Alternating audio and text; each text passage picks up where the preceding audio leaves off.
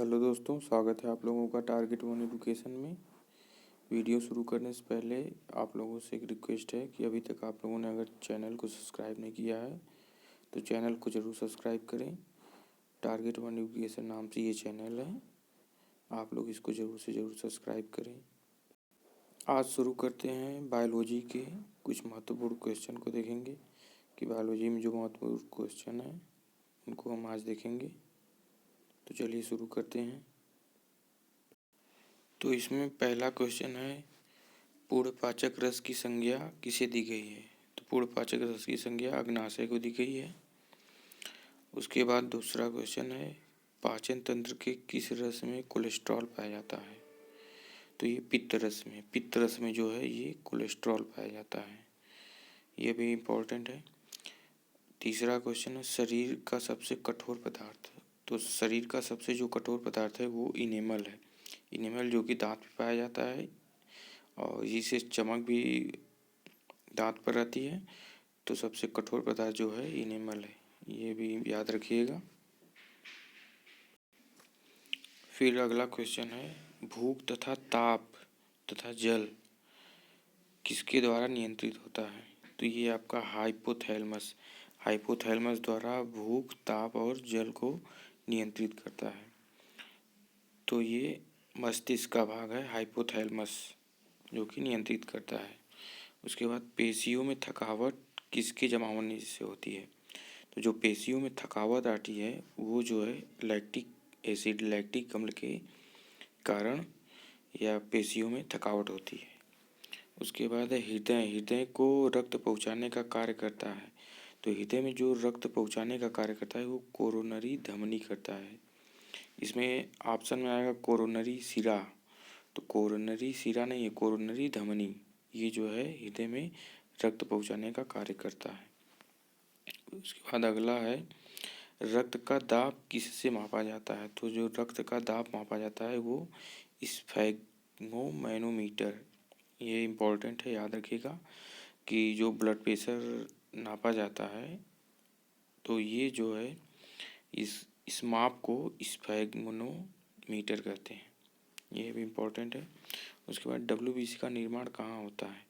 तो WBC का निर्माण लिम्फ नोड में होता है, यह भी इम्पोर्टेंट है, इसको भी याद रखिएगा। अगला है, स्मृति विवेक एवं चिंतन की प्रक्रिया। स्मृति विवेक एवं चिंतन की प्रक्रिया मस्तिष्क के किस भाग द्वारा संपन्न की जाती है? तो ये सेरिब्रम प्रमस्तिष्क द्वारा स्मृति विवेक चिंतन इस सब की प्रक्रिया सेरिब्रम प्रमस्तिष्क द्वारा संपन्न की जाती है। उसके बाद अगला है, नेत्रदान में नेत्र का कौन सा भाग दान दिया जाता है? तो नेत्रदान में जो नेत्र का भाग होता है वो कॉर्निया जो है ये नेत्र का भाग जो सबसे इम्पोर्टेंट भाग है, इसी को दान दिया जाता है। और अगला है, मास्टर ग्रंथि किस ग्रंथि को कहा जाता है? तो मास्टर ग्रंथि जो है ये पिट्यूटरी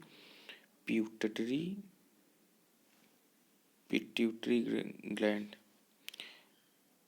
मास्टर ग्रंथि जो है ये पिट्यूटरी ग्लैंड को कहा जाता है।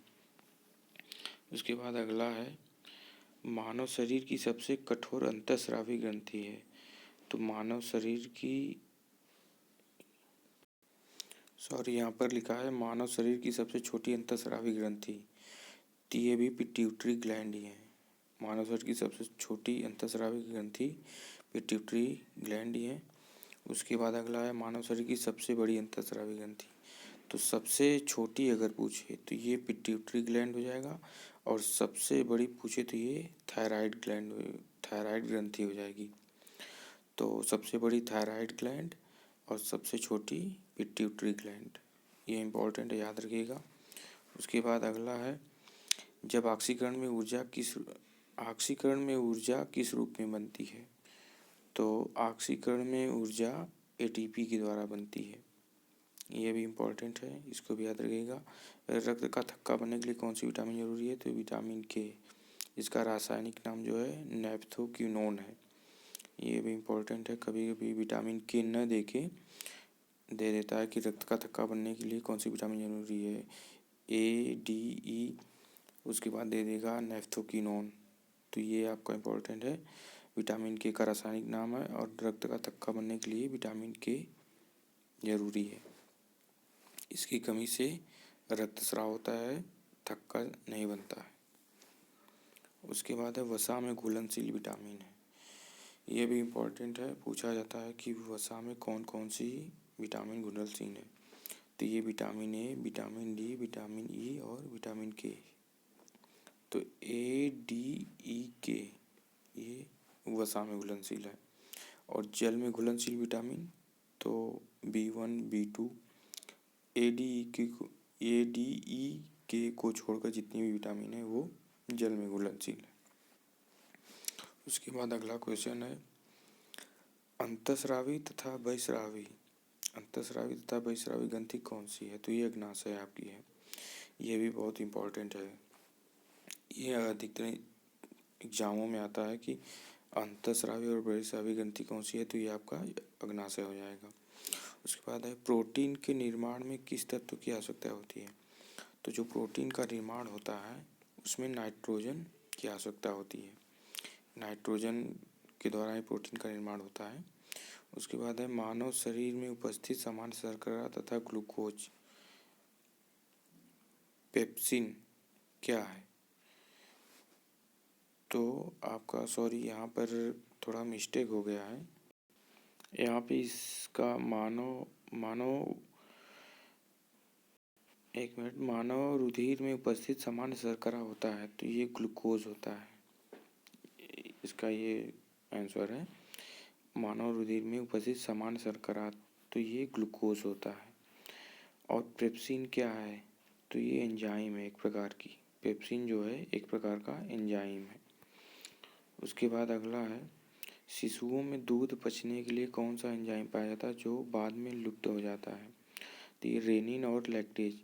तो ये दूध पचाने में दूध को अच्छी तरह पचाते हैं रेनिन और लैक्टेज, जो कि 8 से 10 वर्ष के बाद ये लुप्त हो जाता है, ये ख़त्म हो जाता है। तो ये भी इम्पोर्टेंट है। इसके बाद है पेशियों में थकावट किसकी जमा होने से होती है? तो ये लैक्टिक एसिड, ये तो आपको बता चुके हैं। तो ये कुछ महत्वपूर्ण बायोलॉजी के क्वेश्चन थे जो कि हम लोगों ने देखे हैं। और आगे के भी जो क्वेश्चन इम्पोर्टेंट है वो भी हम अगले वीडियो में ज़रूर इसका जो इम्पोर्टेंट क्वेश्चन है वो लाएंगे। तो आप लोग चैनल को ज़रूर सब्सक्राइब करें और अगली वीडियो आप लोगों को जल्द मिलेगी। तब तक के लिए धन्यवाद।